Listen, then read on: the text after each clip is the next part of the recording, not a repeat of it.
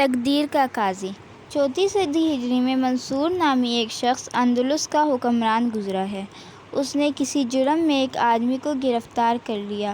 مجرم کی والدہ نے بیٹے کی رہائی کے لیے رحم کی اپیل کی، جس سے منصور مزید بگڑ گیا اور قلم ہاتھ میں لے کر لکھنا چاہا اسے پھانسی دی جائے، لیکن لکھا اسے رہا کیا جائے۔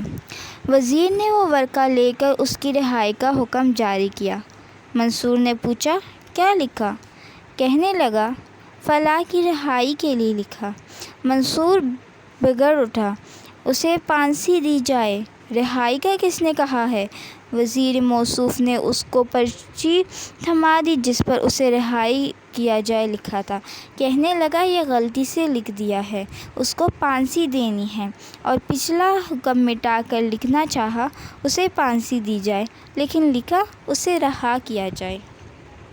وزیر نے حکم کے مطابق رہائی کا حکم دیا۔ منصور نے پوچھا، کیا لکھا؟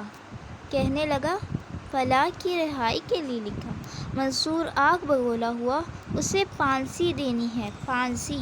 رہائی کا کس نے کہا ہے؟ وزیر نے پھر اس کا لکھا ہوا ورقہ سامنے کیا جس میں رہائی کے لیے لکھا تھا۔ کہنے لگا، یہ غلطی ہو گئی ہے، لیکن تیسری بار بھی اسی طرح ہوا۔ منصور کے قلم سے پھانسی کے بجائے اس کے لیے آزادی کا پروانہ جاری ہوا۔ جب 3 بار اس طرح ہوا تو تقدیر کے قاضی کے سامنے منصور کو بھی سر جھکانا پڑا۔ کہنے لگا، اسے میرے نہ چاہنے کے باوجود رہا کر دیا جائے۔